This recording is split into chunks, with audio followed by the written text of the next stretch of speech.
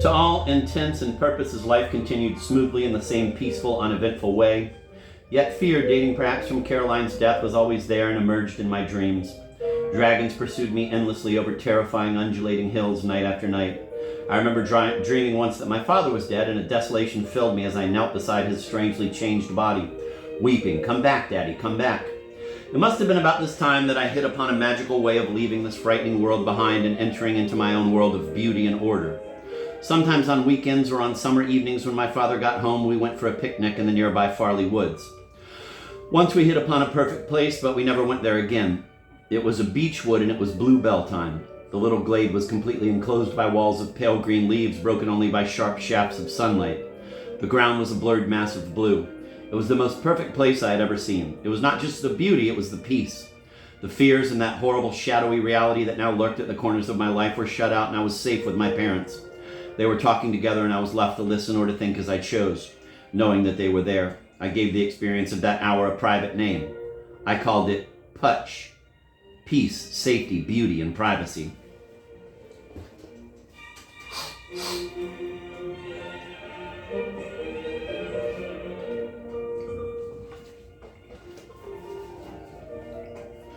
Putch became an important concept for me. Whenever I thought we were near the woods, I called out Putch from the back of the car to my parents' bewilderment. Whenever life became troublesome, I repeated the word over and over again as a talisman, trying to bring that beauty and order back into my life. Nobody could understand what I wanted, but I didn't want them to. It was like a magic secret. If I told anyone, the magic would go away. Though I longed to go back to the little glade, there was one special means I discovered for arriving at Putch inside my own head. We had an old wind-up gramophone, and I learned to work this myself. I found the exact spot on the carpet, and then crouched in a fetal position, I rocked backward and forward to the music. Swaying to and fro like that, I found I could empty my mind of everything but a heightened sense of things. Death and sadness no longer existed, and I moved in an atmosphere of limitless perfection. This lasted for years and left in me a hunger for infinite horizons that later I learned to transfer to religion. After all, God is the ultimate perfection, and as the world grew more and more distressing when I grew older, I found myself searching for Him to find that peace permanently. The seclusion of my childhood ended abruptly on the day I first went to school. I'd looked forward to it for weeks. My mother had told me enthusiastically what fun I would have. I felt important trying on my school uniform, bottle green gym slip, bulky tie, fawn sweater, all several sizes too big for me to allow for growth. But now, as I sat next to my father in the front seat of the car, the thick Harris tweed coat felt like a suit of armor. It was a wet, dark morning, and the long journey into Birmingham seemed a trek from one world into another. I peered with difficulty from under the huge brim of my green velour hat and saw the trees straining despairingly in the wind, which blew shrilly and threateningly. The windshield wipers shrieked as they made their jerky journey backward and forward, sloshing the rain into deep pools and rivulets. "How does the uniform feel?" Daddy asked. I could hear the strained heartiness in his voice and tried to reassure him. "Very nice, thank you, Daddy." My voice seemed squeaky and came out in a rush as though it didn't belong to me. I swallowed and felt a great lump in my throat, and when I tried to breathe, my chest was constricted with fear. My father looked at me. Pigtails stuck out awkwardly beneath the hat. My face, never very rosy, was now almost the same greenish hue as my uniform, and the sprinkling of freckles across my nose stood out in stark relief. They seemed an incongruous memento of a carefree summer. "You do look smart," he said. "The nuns will think you look nice, just like a proper schoolgirl." I did my best to smile. The nuns, what a strange word that was. I had heard a lot about them recently. I must call them sister or mother, and they loved Jesus and would teach me to read. They were very kind people, and I would love them dearly. Clutching my father's hand, I made my way down the school drive. Everywhere there were little girls, but they didn't seem little to me. Most of them towered above me. Still trying fiercely to smile, I let go of my father's hand. I wanted him to go quickly so that he would not witness my possible failure in this frightening new world. But I also longed for him to stay, to take me home. "Hello, Mr. Armstrong." I looked up quickly, and thankfully that somebody knew his name was reassuring. I recoiled. There, peering up at my father, was the strangest creature I had ever seen. It was covered from head to foot in black robes that formed a solid wall of musty-smelling darkness, like winter coats hanging up to dry. Glancing at the ground, I saw 2 feet shod in gleaming black leather. Then the wall rose in perpendicular folds, no legs. Cautiously, the little girls quite forgotten, as I stared in fascination, I reached out for the skirt and touched it gingerly, lifting it slightly to see whether I could discover the missing limbs. Yes, ankles. I lifted it further to see for a brief second 2 sturdy black calves. Then a hand reached out and deftly seized my hands, ending any further exploration, and I was pulled gently up against her. Somehow I knew that this creature was friendly. My eyes traveled up. Some way above me, a black and silver object gleamed. I recognized it from my few visits to church, but had never seen such a big one on a person before. Jesus on the cross, I told myself wonderingly. Then I looked up, puzzled to the face, small and putty-colored. I searched in vain for hair. The voice was deep. Did it belong to a man or a woman? It was explaining things to my father. Yes, 4 o'clock. Right, Mother, I'll be there, he said. Mother? A woman, then. I gaped incredulously. I looked up again at the face. There was so little of it that I could see. There was a wart, I noticed, on the top lip. Did all nuns have one? Come along, Karen, and I was led away from the alarming din. This friendly mother would interpret the world for me. I was safe with her. Gradually, I learned to adapt to the aggressive and turbulent life of the classroom and the playground. I learned to read very quickly and discovered the joy of losing myself entirely in books without my parents' help. Otherwise, work bored me somewhat. As I grew older and was set small tasks for homework, I skipped through them as best I could, relying on my wits to get me through. But during my time in the junior school, 2 incidents impressed themselves forcibly on me, setting a pattern that would profoundly influence me in the future: my love for a challenge. The first occurred when I was 8. We had by then moved into Birmingham, and my parents decided that I should learn to swim. 3 times a week we went to the strange echo-filled swimming baths where a fearsome lady called Mrs. Brewster gave free instruction. The first stages of swimming were pleasant enough, but at length it was time to learn to dive. I was terrified. The idea of falling head foremost through the air, seeing the glittering water rush to meet me, was appalling. I refused to do it, hating myself for my cowardice. At length, Mrs. Brewster had had enough of my evasion. She picked me up in her brawny arms, taking no heed of my frantic kicking and screams for help, and strode to the brink of the pool. 1, 2, 3, she called, and hurled me headfirst into the water. I flew dizzily. The sinister blue water dazzled terrifyingly for a moment, and then there was nothing but a confusion of water and sound. I found myself standing in the pool, dazed, yes, exhausted, but also exhilarated. I had survived, and I had done it. I had done it. From that moment, swimming became heaven for me. A chunky child, I was altogether without physical grace, but now the water became my element. And I'd learned that to find freedom from my limitations, I had to push myself beyond what I thought I could do. The second incident centered that same year on an encyclopedia called A Path to Knowledge. It was a 4-volume work that my father had seen advertised, and he urged me to read a little bit of it every day. While your mind is young, you'll learn lots of things that will stay with you all through your life. Knowledge is one of the most important things in the world. It gives you freedom. The volumes looked important in their dark green binding with gold lettering. Glancing through them, I discovered that the best part was definitely volume 4, where there was a lot about writers and poetry and some history too, and things that I liked best at school.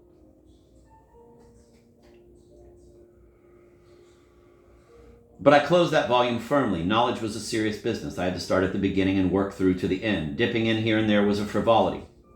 I knew the rules of life. Before you were allowed cake for tea, you had to eat your bread and butter.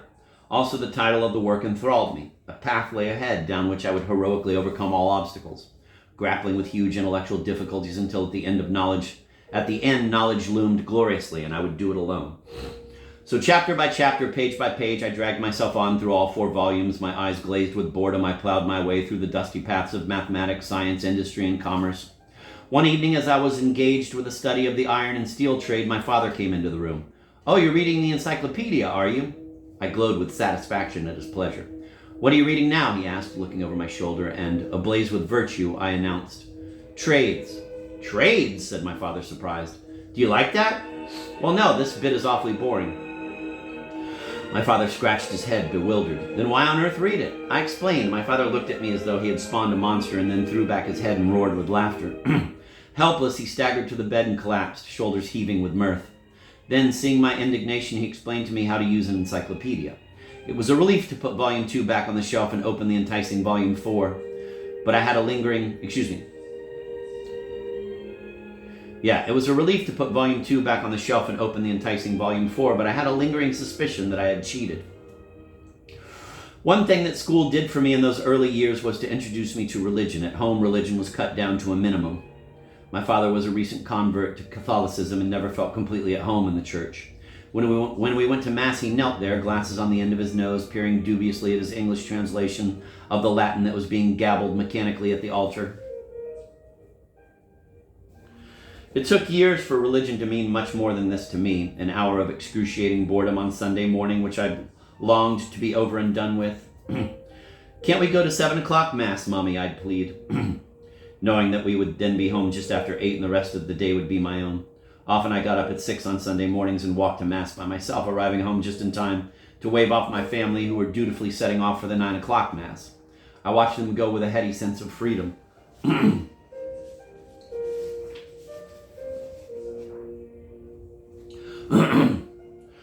But gradually religion got through to me. At school we lived the rhythm of the church's year, and that rhythm formed the liturgical background to my own view of life. At Lent, the drapings of the altar turned to purple, gloomy hymns were sung. I listened to the story of Jesus' fight with the devil in the wilderness after his 6 weeks fast. Lent became a heroic and arduous pilgrimage. We were taught to make acts. "What are you giving up for Lent?" we asked one another. "Sweets, sugar and tea, watching television?" Or, "What are you going to do for Lent? Go to Mass twice, 3 times a week, every day? Say the rosary regularly? Make a special effort not to quarrel?" The possibilities were endless, and for me, Lent became another race with myself. Can I keep it up? Can I go to Mass every day for 6 solid weeks through the wet, cold spring mornings? Can I force myself to say the rosary every single evening? Lent grew darker. At Passiontide, the statues in the convent were covered in purple drapes and stood there clumsy, bulky, and reproachful. For always by that time I had failed.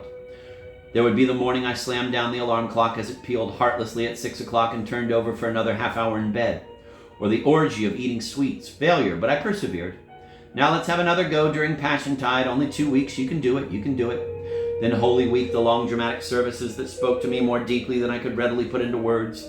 The long lines of people on Good Friday bending to kiss the feet of the crucified Christ, the aching knees. The church stripped and empty in deep mourning, and then suddenly it was Holy Saturday night. We'd stand outside the church at 11 o'clock while the priest struck a new flame and lit the great Paschal candle.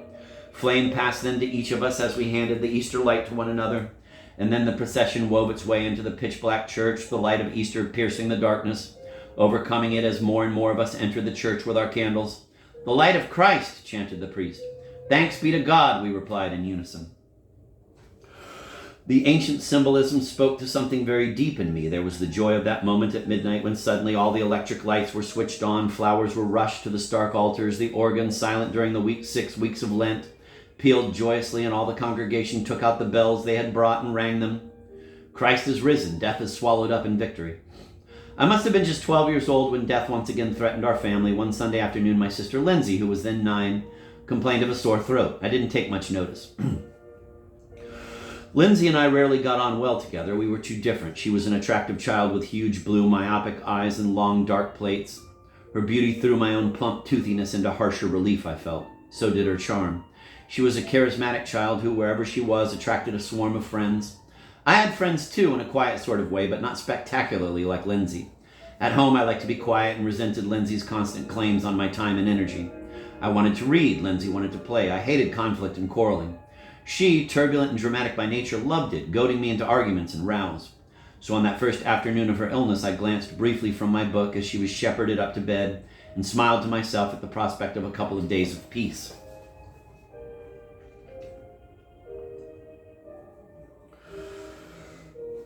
But her temperature soared up and up. After 2 days, she was weeping with the pain in her throat until finally she could scarcely breathe. I heard people whisper diphtheria darkly, and the house was filled with doctors and muttered consultations. My parents crept about looking pale and stricken, and I was left to my own devices. Huddled miserably in a corner of the dining room, I tried to read but couldn't. I could scarcely think. Outside, the cold March evening blew wetly. Oh my God, if she died, how would I ever forgive myself? I kept thinking of that afternoon when I had repeatedly refused to play with her, and she had gone to my father and climbed on his knee. "I do love Karen so. Why is she always so horrid to me?" At the time, I had been disgusted, wondering how anyone could descend to such a sentimental method of getting her own way. Now, inevitably, the words returned with terrible poignancy. If she died, how would my parents ever be able to forgive me for my rejection of my little sister? And how would I be able to forgive myself? She was so small. Death seemed monstrously unfair. If God took Lindsay away now, he could take anyone at any time. The world once more seemed a frightening and unpredictable place, as it had after Caroline died and those dragons pursued me over endless hills in my dreams. In bed that night, I thought I should be quite unable to sleep. "Dear God," I prayed before getting into bed, "if you make Lindsay better, I'll always be nice to her." Outside, I could hear the specialist going downstairs to make a phone call. I heard the door closing behind him and my ears strained in the darkness trying to catch a sound. Nothing. Death made everything fraught with anxiety. Dear God, I found myself continuing. If Lindsay gets better, I'll think about being a nun. I listened to myself in astonishment. Why had I promised that? Never in my wildest moment had I ever considered being a nun. The thought of the renunciation involved took my breath away. I heard the surgeon padding quietly upstairs. I heard my mother's voice, strained and anxious, talking about an ambulance. Just a word here and there, but I didn't hear any tears. My mother despised tears, and then suddenly I dropped off to sleep. In the morning, Lindsay was better. She had had a huge inflammation in her throat, and the surgeon had been just about to perform a tracheotomy when the poisonous thing broke and she could breathe again. We would all breathe again. We could all breathe again, but now once more the world seemed ringed round with a threat. I had forgotten how insubstantial life really was. Caroline's death had been so long ago. There would be many times in the next 3 or 4 years when I would forget this again, but Lindsay's illness had scarred my trust in life, and from time to time I would taste again that frightening emptiness of the world I lived in. I kept remembering the promise I'd made to God. It almost seemed as though someone else had made it for me while I was off guard. Who? God? Had he been trying to tell me something? I turned away from that idea. It was full of disturbing implications. But time and time again in the years to come, I would flinch at the memory uneasily.